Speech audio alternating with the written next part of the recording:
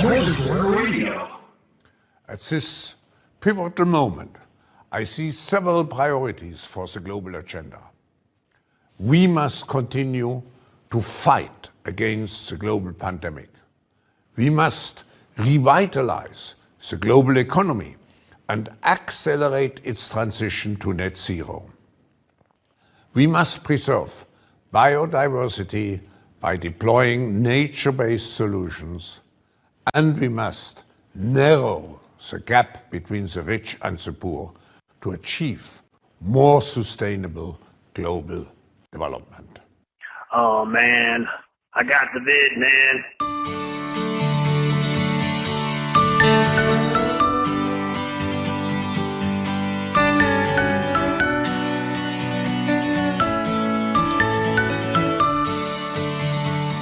Alrighty, this is it. Episode 166. This is the Smorgasbord Radio Show. I'm Chris, and we are back again, and I'm here with my good friend and longtime, I already said good friend, so what are you? Longtime Fool. fool. Well, sucker for punishment. That's what I Yeah, coming back for more here. Yeah, that's just true. I didn't know you actually had actual taped audio of Satan. Yeah, I do. Yeah, and you played it right at the beginning of the, it's actually interesting here from old Scratch. Yeah, it's exclusive content here, right on the Smorg. God. Yeah. This is episode 166, and what we're going to do on this episode, well, where do we want to start? Sorry, I'm a little off here. Keep talking. Yeah, now you tell me. Sorry, yeah, no, sorry, you're right just into it. jumping around the studio like a madman. I'm a madman. Yeah. Well, you have a very particular agenda with this particular podcast. Actually, before we get into this, just a little opening, I guess. Monologue, dialogue, whatever. Yeah, exactly. Got a call, not a call. I got an email about a month ago. I guess maybe it's going on about 6 weeks now. Okay. And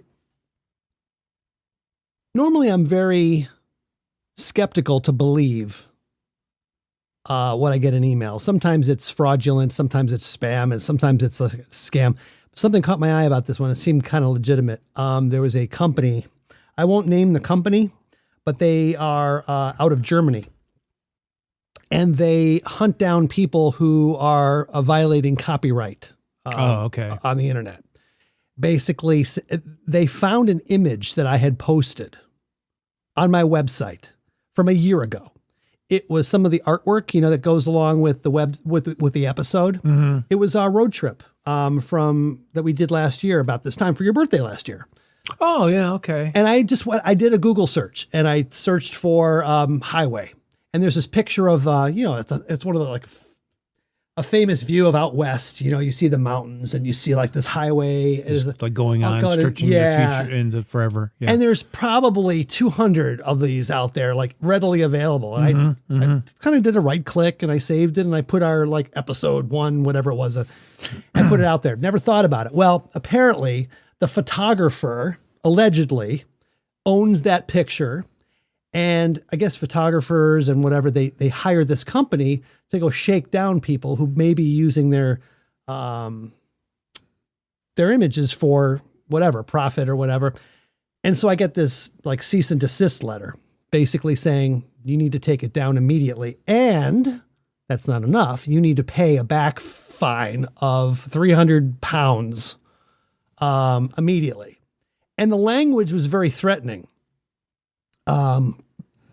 So I'm like, all right, I don't want to cause trouble. If this is legitimate, I'm going to take it down at least. So I replaced it. I immediately took it down and found something a little bit more generic. And I just, and I responded saying, okay, I'll whatever. I didn't even apologize. I said, I respect this. I don't know if this is legitimate, but I'm taking it down. And then I get this another letter from them a few days later. I don't think you don't understand. That wasn't enough. We want you to pay £300. Man, these are going away. So I don't know what to do. It's like I'm getting a little like. So I'm looking up like I'm doing a search on this company, and people say that they're legitimate, but they're basically a shakedown. So, but they had bad reviews on both sides of the aisle. On the people who are hiring them side, saying that they never win any attorney because they've got no law case. They have no like jurisdiction in like the American courts, and they never get any money out of this company.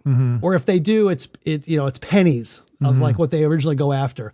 And then on the other side, people are saying, "Hey man, I'm just a blogger. I make no money from this." And the same with me. It's like, this is just a fun little hobby of mine. I'm not making money. And so then I start doing searches on fair use because, hey, that's a legal term in the United States, maybe even beyond, but certainly in the US, that there are certain criteria that you can use things on the internet. If it doesn't, and it has all these different things. And one of the things is you're not making any profit from it. And you're not denying that person's ability to market their own business. It's like, I'm not taking the money away from them. In other words, I'm looking at this picture, and these are a dime a dozen. So anybody could have taken this picture of a highway. Okay. I couldn't tell the difference between this one that I used versus another one on there. So there's nothing unique about this picture for that guy to be making any money off of, because there's like a million of them out there. It's not like this guy traveled to some remote island and he got, the only photos of this waterfall that's never been taken by a human being before. And then I take that. And then it's like, hey man, this is mine. So anyway, I fired off this letter to them with all my legal. I basically represented myself. And they responded saying, "You are guilty because you admitted that you took this down, so therefore you admit guilt." And it's like all this, crappy language back at me.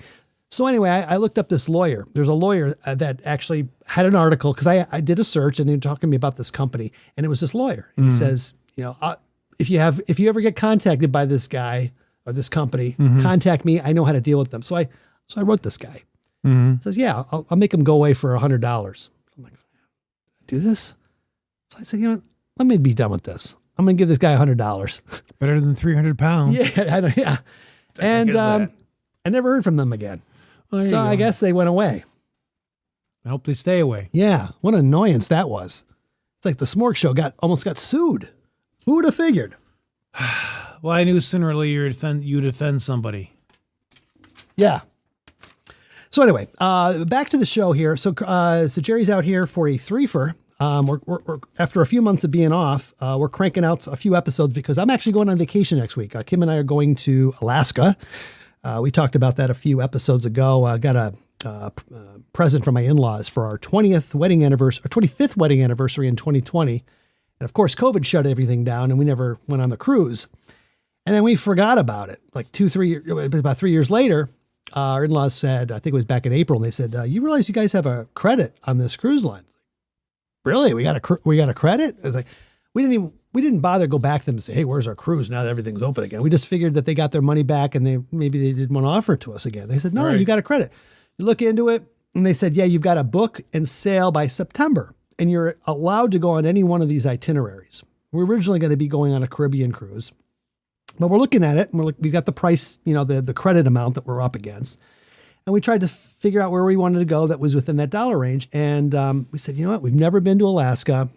It's on our bucket list. Let's do it. So that's what we're doing. We're going to be heading out to Seattle, and we depart from Seattle. We go to Tracy Arm Ford. The hair is beautiful, the Fords.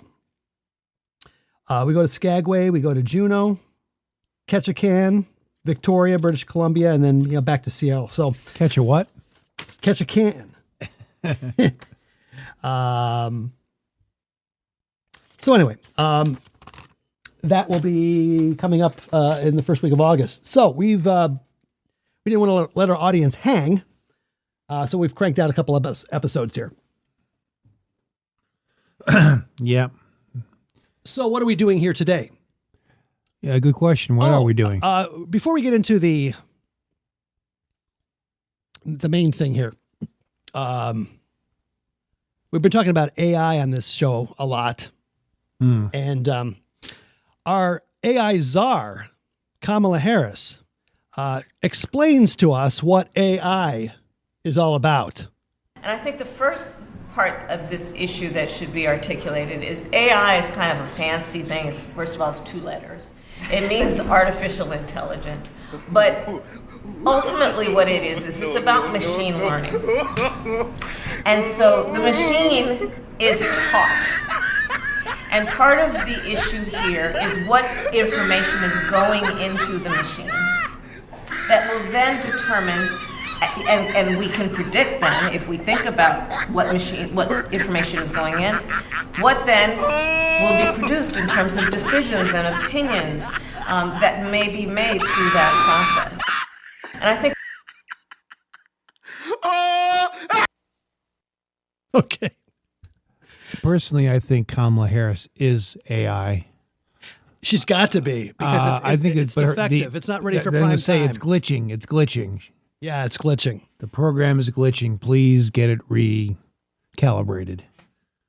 All right. So what we're going to do today on this episode is we're going to look back on episode 114, all the way back then, April 11th, 2020.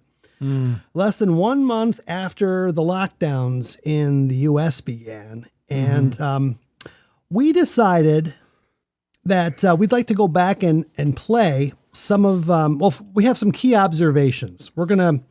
I've taken a series of clips, probably about 20 statements that we made back then when we were in the height of it, of confusion, not sure, we had so much uncertainty ahead of us. Yeah, it was a very extremely weird time.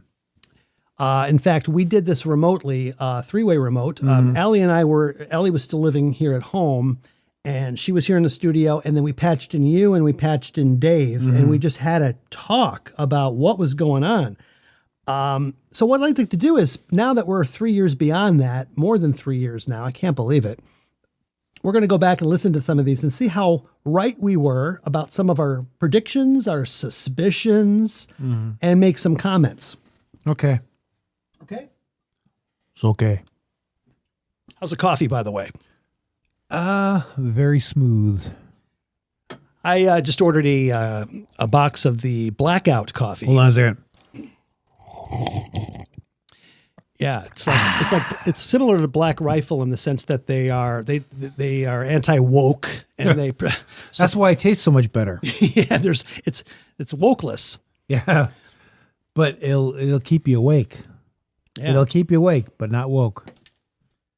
All right, so let's kick this off and see where this takes us. Here's the first one about some of the skewed data charts that we were starting to see.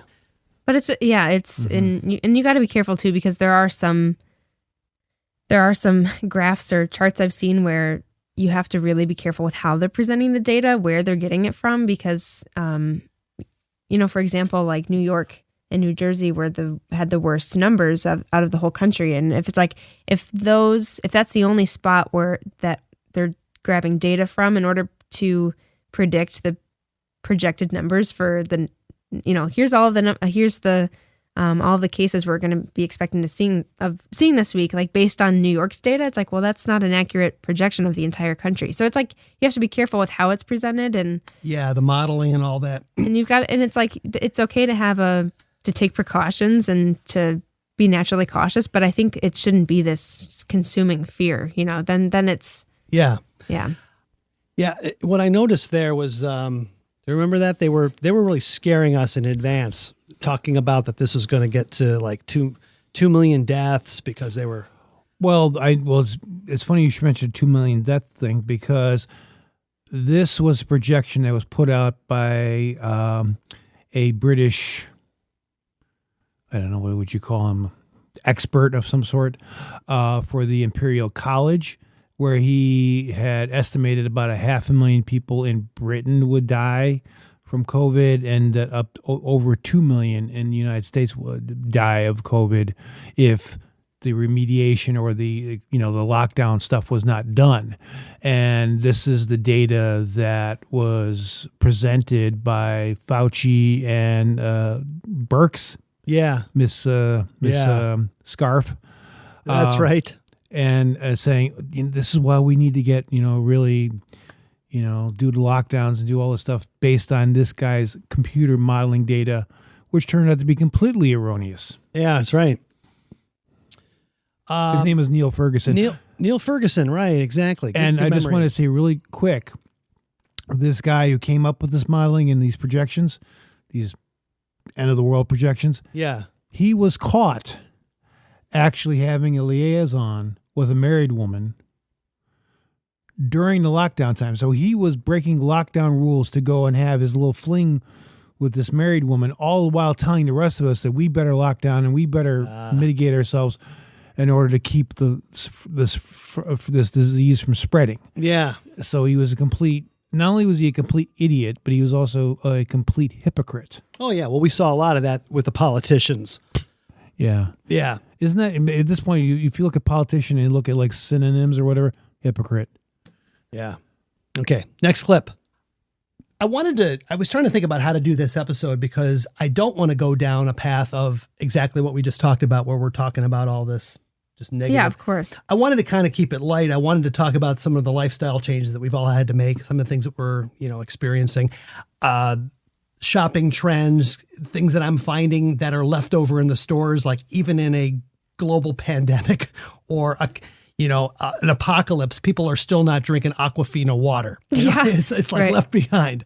I want to keep it light, but in a few minutes, we're going to switch over to Dave and Jerry. And, Jerry has got a new title on the show. He is our chief conspiracy correspondent and social justice warrior expert.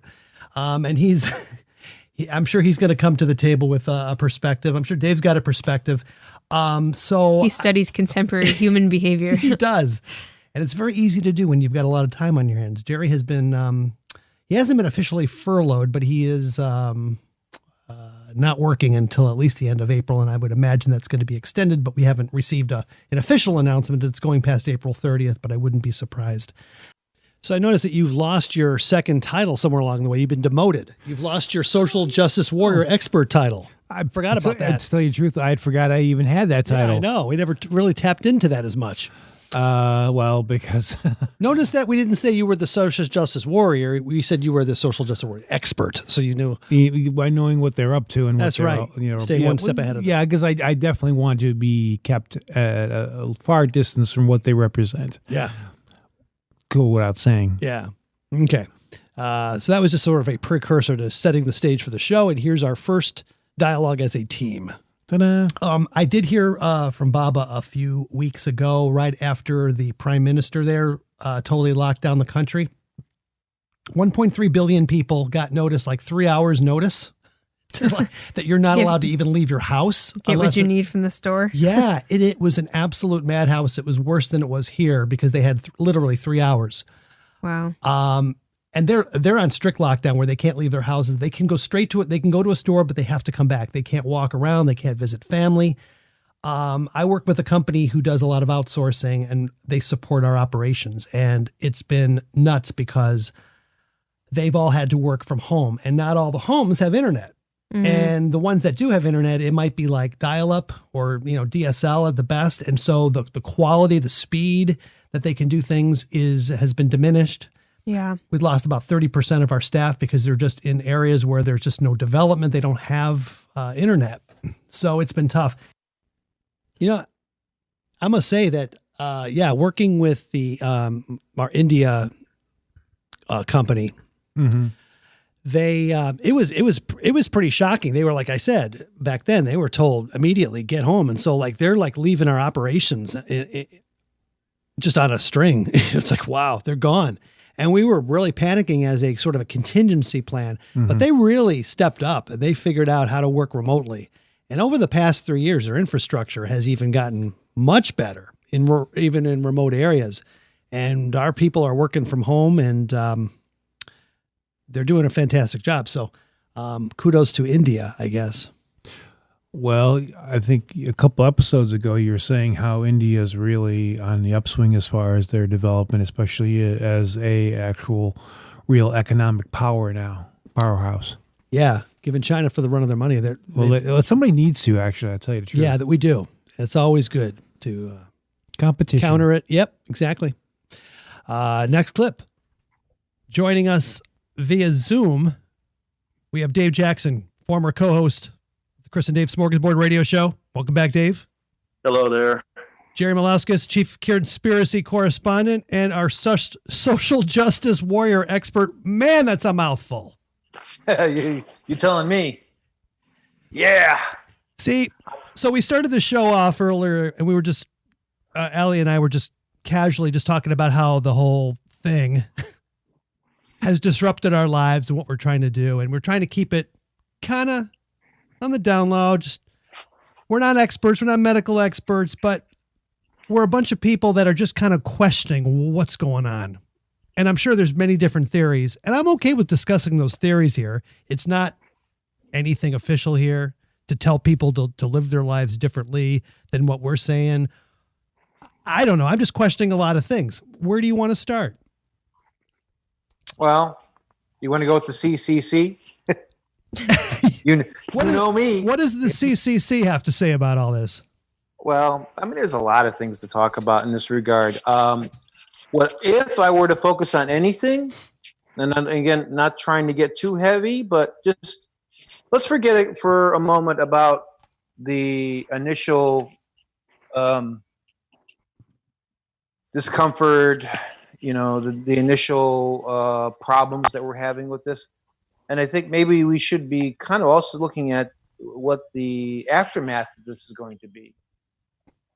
Or maybe even more specifically, what's going to be happening as the weeks go on if the situation that we're dealing with, the quarantine, lockdown, whatever term you want to use, stays in place. And I think what President Trump said about that the cure can be worse than the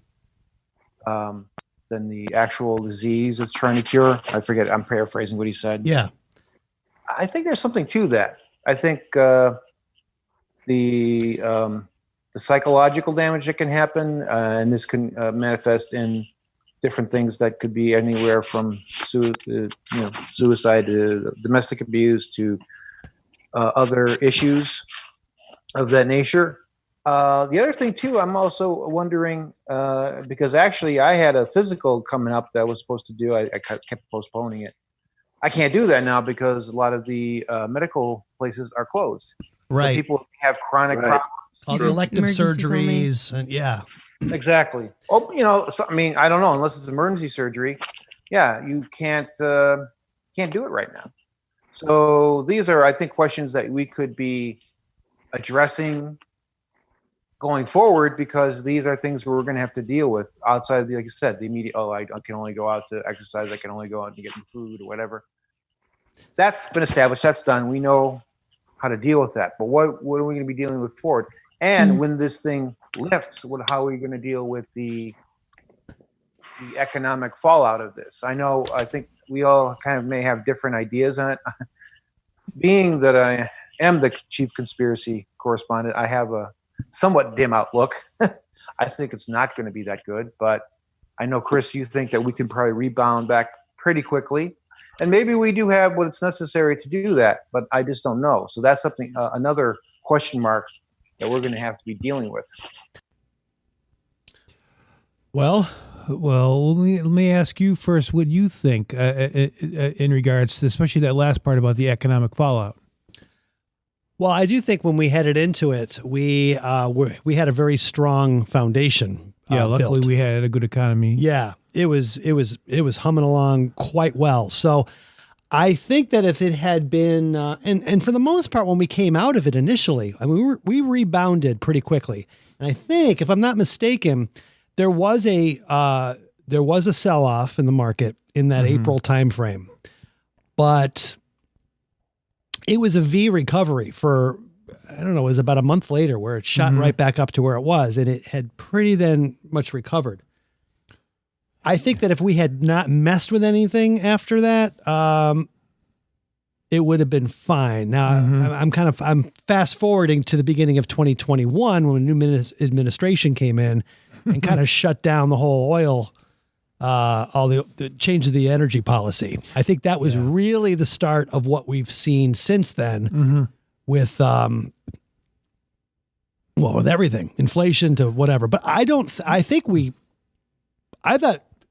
COVID itself didn't really destroy anything. Well, I think it just. I mean, as far as the economic picture for the next year at least. Mm-hmm. Well, I think there were, at least in certain parts of the country, certain parts of the world, small businesses suffered greatly, and many businesses, yes, you're absolutely right. They didn't. But if you're talking about maybe the overall, and especially if things hadn't got derailed, and I'm going to say it, when the Biden administration came in, they pretty much all the economic progress that had been done by the Trump administration, including coming out of the pandemic lockdowns, was totally frustrated and kind of destroyed, to tell you the truth. I personally put that at the feet of the Biden administration.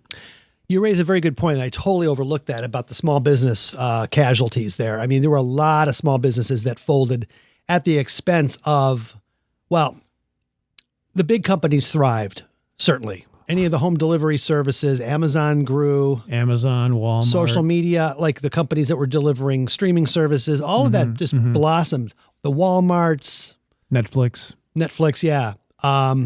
But your mom and pop shops could not compete because they had to stay closed. And, their livelihoods were suffered. Those think about people that are hairstylists. Oh, yeah. And maybe they would, or they run a tanning salon or whatever the thing may be, or maybe they just have their own personal gym. They're not part of a big Planet Fitness sort of thing. And these are just ones I was thinking off the top of my head. I'm sure there could be other examples that we could talk about, but they did not have the tools to cope with the extraordinary situation that they found themselves in. No. Yeah, remember the whole thing? Well, I don't know if you had to struggle with the haircut thing as much as I did. That's because I don't have much hair. I mean, my hair was like a mushroom, and I ended up buying one of those. I can't remember the brand now. Flowbee. No, I bought those hair clippers. Oh my gosh, the brand I can't think of. They had all the little plastic clips that had Wall. Yes, thank you. The Wall, very good. They had the numbers on the clips so that based on the length of your hair, and I use a number 6 if anybody's interested. But I had to buy it on eBay because there was nothing in the stores. They were totally out because everybody was shaving, cutting their hair at home. Yeah, and Kim's cutting my hair for a couple of months there. I remember you had made a video, or you sent me a video of they're locking us down here. The governor's locking us down. Yeah. And it says, when we're coming out of this lockdown, I want to see that the governor looks is got hair like a hippie. Yeah, it was me. I can't get my hair cut. He's certain. Yeah, I was in the woods. I was taking a hike because that was the only place I could go to get some sanity. And I was really scraggly and my hair's blossoming. And I'm watching you, Pritzker. Yeah. If you come out looking all clean shaved and, trim, well, not trim for him. That's not the word I want to use. You never use the word trim for Pritzker. Yeah. Clean cut, nice. I got your number. And not that he cared, but, yeah, Pelosi sneaking into the hair salon. That thing went viral. Well, or the former mayor of Chicago, Lightfoot, and she decided to have her own little haircut scenario. Yeah. Oh, yeah. I've got a clip coming up later called Lightfoot Haircut. So that is coming. Oh, there you go. Yeah. I didn't know that. But going to the other, just real quick, beyond the economic stuff, to the social and psychological impact, that is something where you're definitely seeing, we're still seeing the reverberations of that impact with kids going down in their scores at school. There's a generation of children that are going to be suffering because of this. Yeah, as if there are other issues that we're dealing with right now. And then you put on top of that the fact that you have these kids that had to be forced to be wearing masks for months and months at a time. And the kids are not used to having some weird thing on their face for 8 hours a day. And then I remember seeing one video of this very upset, I think it was a boy, it was a student or something, and probably not 5, 6, 7 years old man, and all the teachers there is trying to take the mask off, and they kept on putting it back on his face, and it's like, won't you let up on this kid? I mean, I know. And again, a lot of people get their cues by watching people's faces visually, And when half your face is gone, Yeah. messes things up, especially if you're a younger person who's just developing Oh, yeah. the ability to pick up on those cues. Right. Yeah. Our nephew was born during this, and I Right. can't imagine. We're not going to see the damage for many years, I don't think. I mean, we're starting to see it in this test scores. So, yeah, there's a learning disabilities a fallout from this. But, yeah, like you said, the development, especially toddlers and babies, they're communicating with their own mother through expression. And to not have that, what does that ultimately do to the child? Development. Right. And also don't forget about the medical procedures that were not done because of the lockdowns, and especially for people who probably had very serious chronic situations like diabetes, cancer, cardiopulmonary, who might have died because they couldn't get the proper treatment they needed because we had to keep people safe from this horrible virus. One thing I will never forgive the authorities for, just keeping family away from family members, especially like loved ones who are on their deathbed, and they couldn't hold the hand of their own, parent as they were dying because they weren't allowed into the hospital room. I mean, that is just pure evil. Yeah. And I look back on it. My dad had passed away literally like 3 months before all this happened, and he was in the hospital, and I cherished those last moments with him. And he was able to get out of this world just in time. I could understand because I was in a similar situation when my dad passed in 1999. I couldn't imagine not being able to be there in his last moments. That would. I would have gone nuts. Yeah, in the hospital if they exactly. Yeah. All right, next clip here. I was going to say that I wonder, like when this is lifted, how long is it going to be before we recover from that? Because even when we're still going to be able to go to public spaces right now, like, we can still go to grocery stores, but there's very much that like, okay, you don't trust anybody, like anyone's a suspect kind of a thing. And like when this is lifted, how long is it going to take for us to leave that mindset that even when people say, oh, it's safe to go out, there's still going to be this like, oh, well, I don't know. Like, I want to keep my distance and I don't trust you. And there's just that it's a terrible feeling. I don't know, to keep your distance because you don't trust someone. And even when the official ban to go out is over, like, I don't know. I don't think you can just all of a sudden get rid of the mindset that we've been in.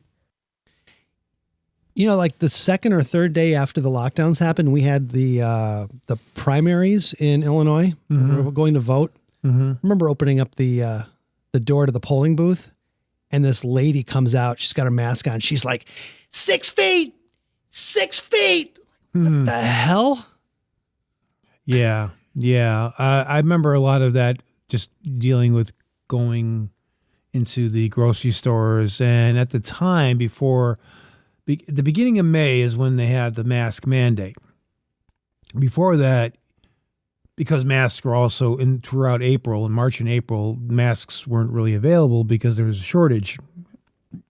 And people remember that.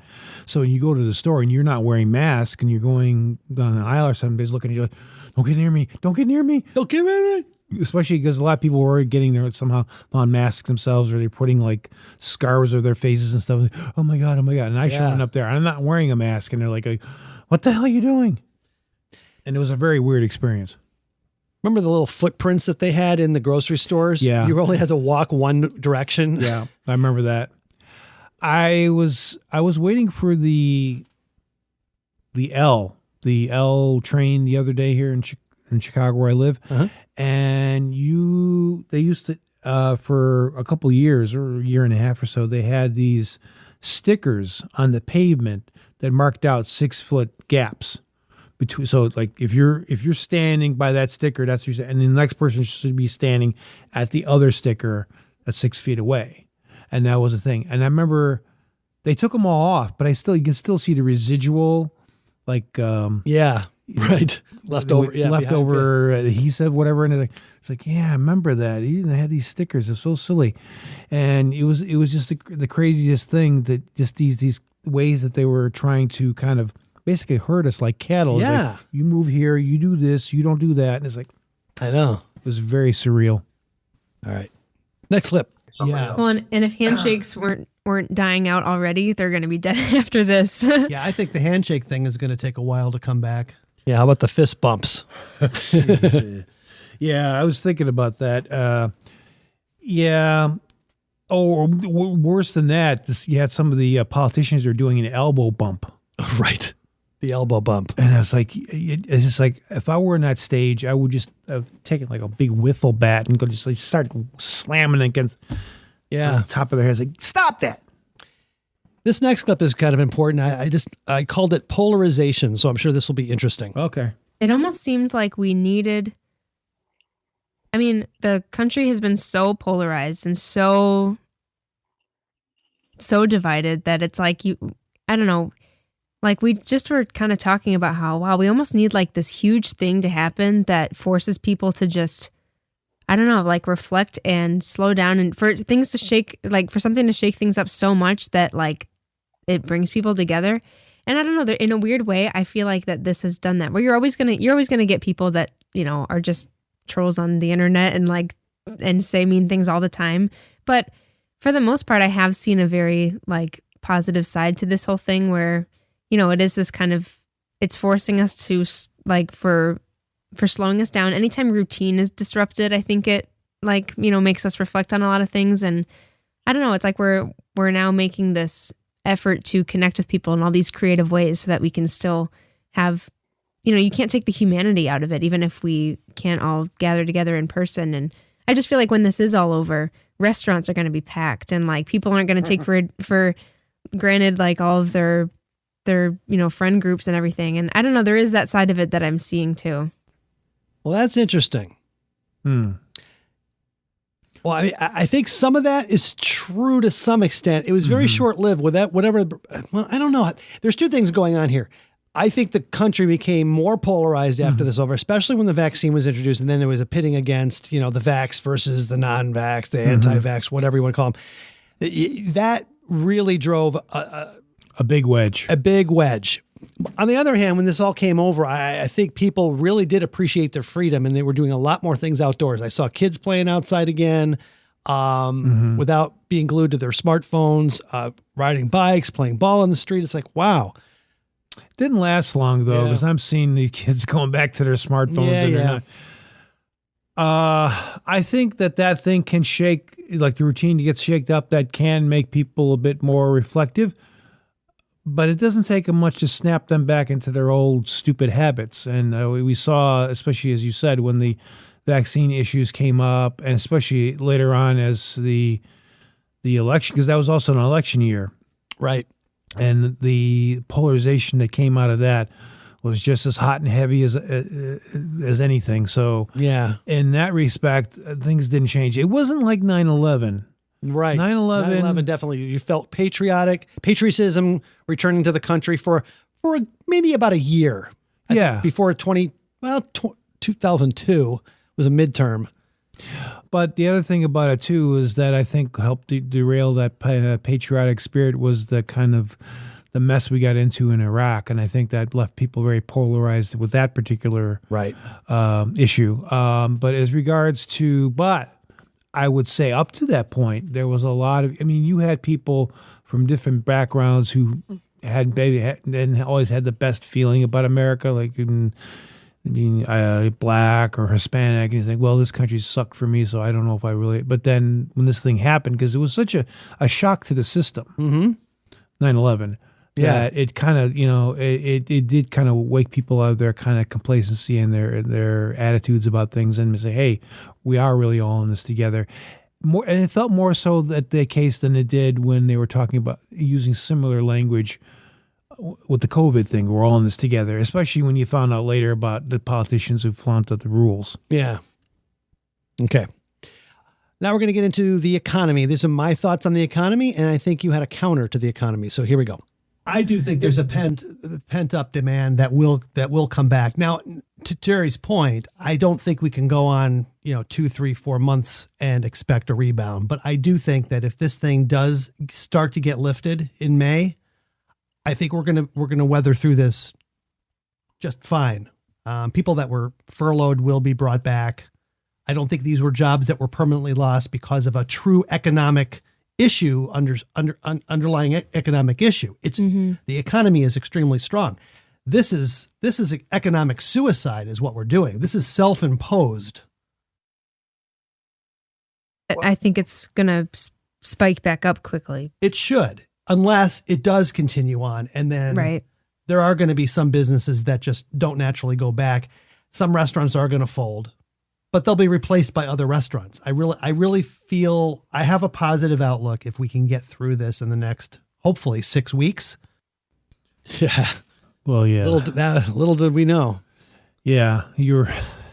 Well, we were trying to be a little way off on that. I didn't think it could happen here. I didn't think that we would allow that to happen here, honestly. Well, I think the thing with COVID and what happened out of COVID shook a lot of us out of our, speaking of the 9/11 thing, out of our complacency of our expectations of what we expect to happen in society, what we expect to happen with our politicians. We had, okay, they're not going to go and do this. They're not going to go that far and everything. And as time went on, I realized, oh my God, the situation isn't what it's been in the past. And we are new uncharted territory. Yeah, we didn't, yeah. And that's what happened. At the time, we didn't know how uncharted the territory was. We found out later, to our chagrin. Right. Because I agree with you. I don't think this thing is something, unless all of the heads of all the Western nations and all the Western companies have gone completely insane and they want to have a massive depression, they're going to want to come back and have this thing up and running again as soon as they can. Huh. Yeah. What do you say about that? Well, I mean, if we look back to what Klaus Schwab, and not just Klaus Schwab, but other people. At this pivotal moment. Okay. Yeah. Said that this was a unique opportunity and we had to make the most of it. Not just him, but the current king of England said the same thing or similar things. And I think that was the thing. They were trying to use COVID as a way of kind of re-engineering the current economic system into something that they had a vision for. And they were going to use the extremity of COVID and the COVID lockdowns as a way of launching that forward. Yeah. So have you heard this growing chorus? I think it started maybe Thursday, where just in lockstep, if you went across the media, and I've heard montages put together, it's like, okay, the memo for the day that they all had to go off of was, we're going to push the 18-month narrative. We can't open up for 18 months because they're like saying, okay, we need a vaccine. Okay.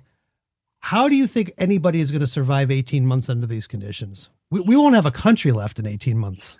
Well, yeah, it was amazing that the chorus was growing and they were all coordinated. All the media channels were saying the same thing. They're using the 18-month. You see, when stuff like that happens, this is where people start to say, maybe those conspiracy theorists weren't so crazy after all, because this defies reasoning. If you or I are sitting here and we figure that doesn't make sense, and yet you have all of the media, all of the quote unquote establishment saying this narrative, when you clearly know that it doesn't make sense and it would be suicidal, then you have to ask yourself, what's the game plan here? What's the end game? What are they getting out of this? You have to start asking those questions because otherwise it doesn't make sense. Yeah. All right. This next clip is, could be telling. It's called Viruses Have Cycles. So, let's see how we predicted this. But again, all viruses have their cycle, and once that cycle has hit its peak and comes back down, that's why I'm hoping. See, that's what I'd like to talk about the whole flattening the curve and talking about how we think the social distancing is actually the reason why the curve is flattening. I don't know if there's really any scientific proof. Now, maybe I'm wrong about this. I'm just going to preface that, but I don't think you can make a statement that says that there's a direct causal relationship between what we're doing now and the fact that we're starting to see the curve get flattened. Because was there ever a control group of a place that was in complete lockdown versus one that had complete open society? Well, you know what? We do have that. We do. Sweden is not on lockdown at all. So I guess what I'm saying is, are there other variables that would cause a virus to spike and come down, like either Climate. seasonality, right, or just the natural, like you said, fact the that cycle. It's April. That's the end of the season. Right. So, the people that were spitting these high numbers, originally it was going to be 2.2 million, and then it came back to 100 to 240, and now it was 80 and then 60, and like, oh, maybe it's going to be less than 60. Now they're all saying, oh, well, the numbers were based on no social distancing, and what we're doing is the reason why it's coming down. They're trying to defend the original bad estimates, but to your point earlier, Allie, those models were based on New Jersey, New York as like the sample. Right, yeah. And doing nothing. Projecting the numbers for the rest of the nation. Yeah. It's like the one kid in class who who gets in trouble and then everyone's punished. It's like that sort of thing. Yeah. Well, I think that's been proven now that those mitigation strategies of the masking and the social distancing, especially social distancing, didn't prove to be effective at all. I mean, really, I think if we look at especially the masks, we did have a number of different, and actually within this country, we had a control group situation, like what happened in Florida. Florida opened up, and it initially they had a bit of a spike, but then it went and it evened out. Same with the places like Sweden. Sweden initially had higher numbers than their lockdown neighbors of Finland and Norway, but then they also tapered out, and actually the numbers started to really jack up in those countries and those states that really had heavier lockdowns. And if you look at overall numbers, I think you'll find that the lockdown states fared worse than the open states. Yeah. I mean, would you agree with that? Yeah, I would agree with that. Now, here's a theory that I throw out here. I don't think this was ever proven to be true. But at the earlier time, I thought this was a plausible theory. This one I think was a dud in one of my predictions. I don't remember where I read this or something, but didn't it also have to do with the places that were hit the hardest were on the same like longitudinal line or something? Yes, I noticed that. So it also just has to do with the current climate of that geographical location, where like the equator, they're not affected at all because like heat wipes this thing out, Yes, if you looked at Chicago to some degree, I think, but mainly New York, Italy, Spain, China, they're all on the 40-degree Parallel, yeah. So is there something there? Why is California in general weathering the storm pretty well?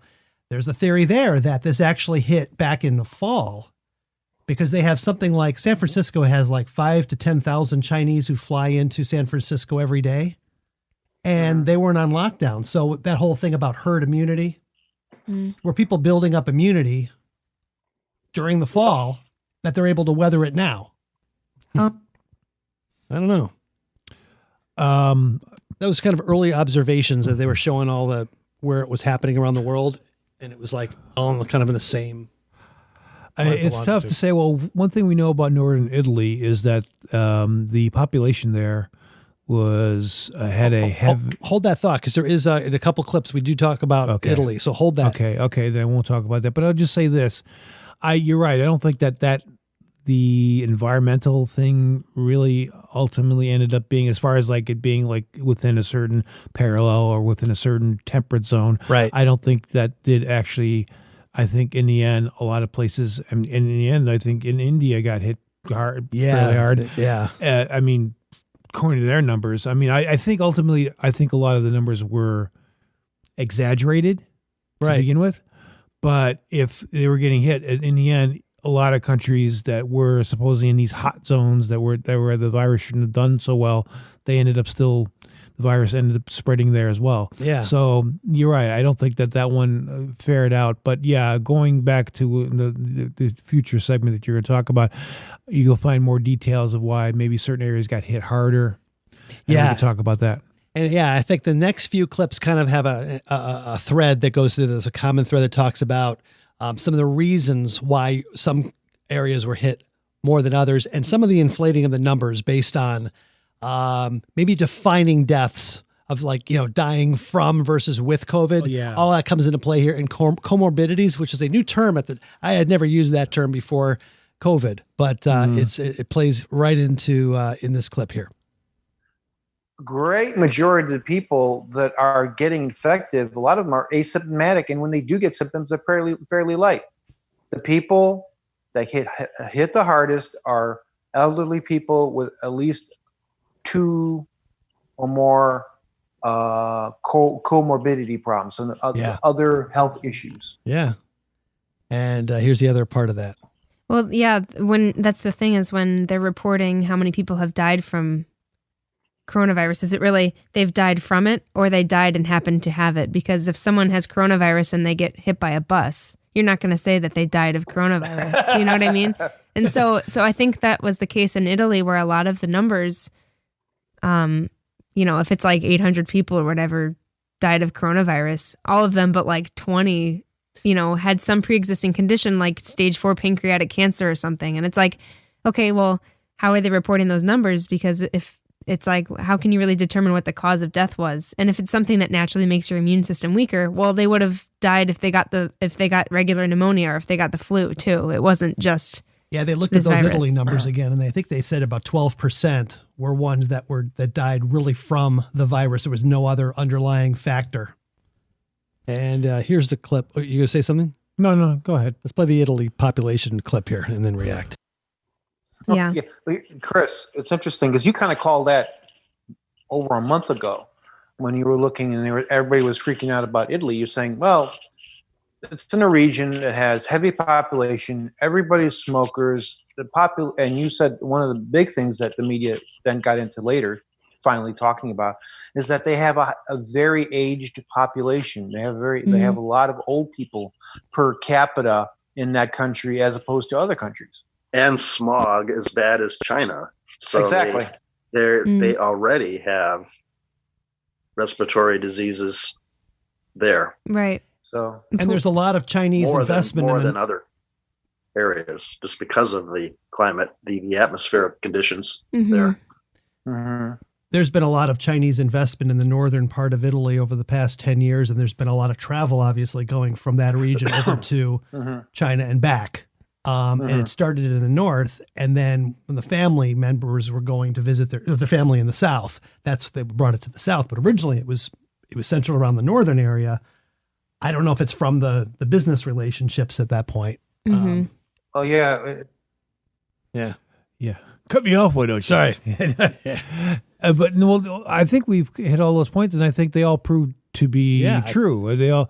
And that's the thing, is you had a situation in northern Italy, and maybe to some extent also with New York, especially with that wonderful ex-governor sending a lot of the older people with COVID back into the population, into nursing homes, which I think helped to bump up those numbers. And I am sorry, I'm going to be the crazy guy here and say I think it was done on purpose. I think they wanted those bigger numbers because they wanted to be able to justify their actions. They say we have to do this. Look at all these people dying left and right. Again, people that were very much at risk to begin with, and would have probably, many of them would have died if there had been a more sort of severe flu outbreak that would have happened around at that time. But the other thing is, like you said, if you're looking at northern Italy, it's like a perfect storm there. Yeah. You have the elderly population, heavy smoking, Chinese involvement and investment there, and a smog. That is like a recipe for disaster for an elevated situation. And they wanted to use that elevated situation in Italy to extrapolate it to the rest of the world and try again to justify their heavy-handed lockdown strategy. Yeah. We're getting close to the end of these clips, but here's the part where some of the other things that they were trying to squash. And I didn't know the word at the time, hydroxychloroquine. I struggle with that in this clip, but it's basically talking about, hey, that was an option for, to possibly, to quell the severity of some of the symptoms and things, and they didn't want anything to do with it. Mm-hmm. Especially it wasn't there something like about how something that cures malaria is able to cure this too? Oh, the hydrochloroquine, something like that. which has been like nearly like 99% effective. Anybody who's taken it, I've taken it have you? years ago. I took the one that they're talking about now is the synthetic version of the original, which is called quinine. Quinine, yeah. It's given a lot to the military when they're in other countries and they for defense against malaria. But it's also given for other reasons: pain, restless leg syndrome, which is why they gave it to me. So, and it was just I couldn't tolerate it. They had to take me off of it because it does things to your brain. At least not to everyone, obviously, but it affects your brain. Wow. Well, a lot of people did get healed by hydrochloroquine. Myself, I did. I wish I had done something before I got sick with COVID. Oh yeah, and had that in my arsenal. It might have changed things in my situation.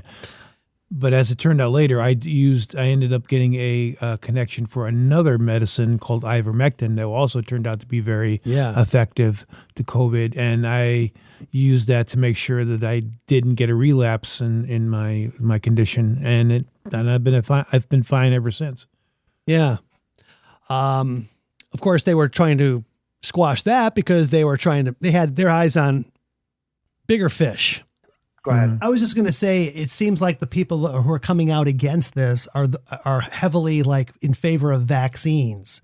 And that's why all of a sudden you started to see Bill Gates surface. You never see him. Now he's talking about this and he's pushing for vaccines. I mean, the Gates organization is big time vaccine pushers. I think that was true.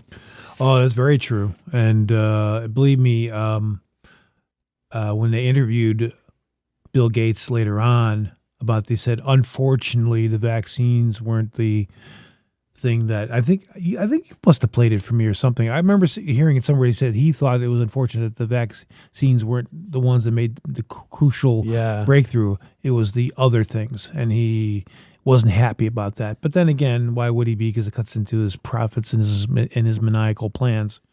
Now, at this point in time, this is, April of 2020, I wasn't completely against the idea of a vaccine. I was thinking, okay, if they're able to develop something that, it's like a flu shot or whatever for the elderly, fine. I'm not against that. Let them do it. I had no idea their evil intentions of making the entire population have this. No one knew that at the time. But that quickly became evident when it became available and they started to schedule, the seniors first. Yeah.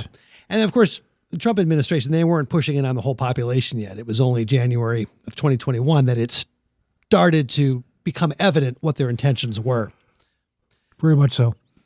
I think in order to get this country back on its footing, we have to have a combination of medical so-called experts, whatever panel you have of medical experts giving their advice, and you also have somebody viewing the economy, the economic side of this. I think you have to have both viewpoints. Because they're very much at odds right now. Economists want to do what they want, but then there's got to be a consideration for the risks of doing that. But then on the other side, the laboratory feel is like, oh no, you got to continue what we're doing to wipe it out. It's like, well, you can't do that for 18 months. So how do you bring the country back online? I think that's what we're going to start to see now, starting this next week. Because I think there's supposed to be some sort of a second advisory council put together with the meeting of the minds on both sides that are going to come together and start to come up with a plan. What's the end game for this? And that's what I'm looking forward to in this coming week. Yeah, I'm not sure whatever came about that, but that was an intent at the time that they were going to come up with some common sense, like get everything back online gradually. And I think Trump was pushing for everything to be open up like by Easter. And then they were calling him reckless and right. Well, I mean, but I think there was a bigger agenda, at least by the Democrats and that side of the aisle, what have you. They were pushing for this extended lockdown thing because they felt, and it turns out to some extent they were right, that this was going to benefit them with absentee ballot, Right. that sort of thing. Yeah. Mail-in ballot sort of things that would work to basically effectively go against Trump and the Republicans to make sure that they would lose their momentum. And well, we know that Trump did not get a second term, so maybe it did kind of work. Yeah, I wonder when that plan actually started to come into sight of that's the way they're going to get him out. Well, I mean, it's interesting to say, but we know one thing that somebody who was pushing that narrative very strongly was Barack Obama, going around saying, no, we need to have these mail-in ballots. He's being Trump saying that you should show up to vote. It's reckless and blah, blah, blah, blah, blah. And it's like you have this. So who was benefiting from?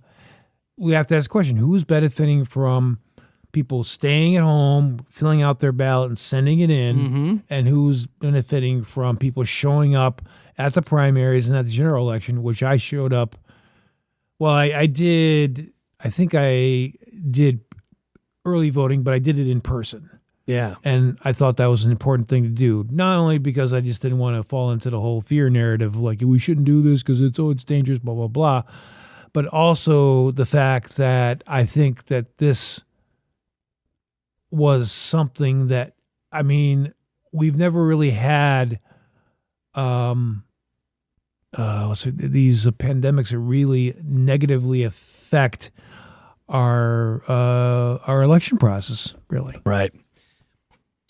Last three clips here. This is when I started becoming, well, I don't know if this is talking about it before or after, but this will be the turning point for when I started to become suspicious about the intent of everything. Well, and you hope that it's not just this constant, okay, here's the date. Oh, we're going to push it back more. Okay, we get to that date. We're going to push it back more. Because the more you do that, the more it's like it eliminates the urgency. And it's kind of the boy who cried wolf. It's like, okay, well, people are going to do what they want. Yeah. The more you keep pushing it back. People are not going to tolerate that every 2 weeks to be extended again. Yeah, and that's exactly what happened. I think I gave them grace for one pushback. That was it. 2 weeks to flatten the curve. Okay, they extended it 30 days. I said, okay, 30 days, that's it. Once they extended beyond 30 days, that was it for me.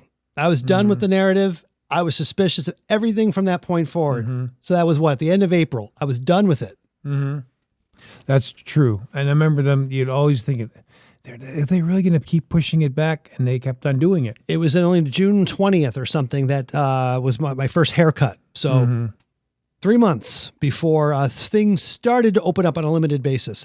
And then we had all that crap, and this is the Lightfoot haircut that started to come up. Politicians were doing things. We caught Pritzker going to Florida for vacation, or the family going to some hamburger joint in Wisconsin. I don't know. Right. Yeah, so here's the Lightfoot thing. But Chicago's mayor got a haircut, so it's clearly not urgent. Oh yeah, so it's not exactly. So here I want to hear about this one. Okay, so I got this article here about Chicago Mayor Lori Lightfoot. Lightfoot defends herself, defends getting a haircut among the outbreak.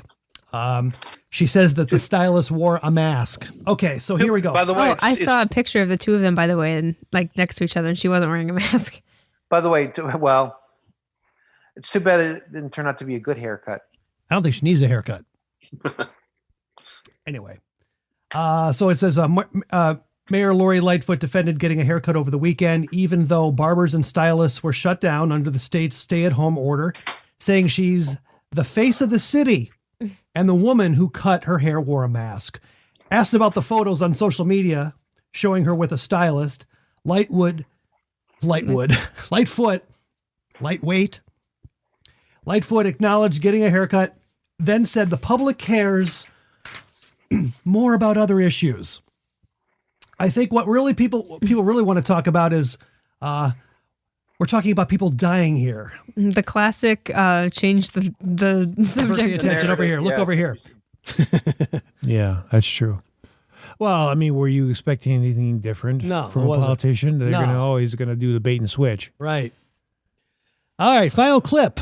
And then, yeah, that's it. Here, last one. One last clip. has this affected your interaction with your neighbors, like your next door neighbors? What interaction? I didn't have any interaction before. Oh, okay. Well, I didn't know. I didn't know how close. I don't really socialize with my neighbors. You know what's funny though is we have seen like social distance block parties down the street where like everyone's got a beer in hand and they have their chairs like in a circle all 6 feet apart and the kids are like talking to each other across the street. Yeah, it's like summer vacation began early. I'm seeing a lot of kids running around all day long. They're not studying. Yeah. They're going to have a hard time going back to school this fall. Are they though? I wonder, are they going to miss the structure in a day?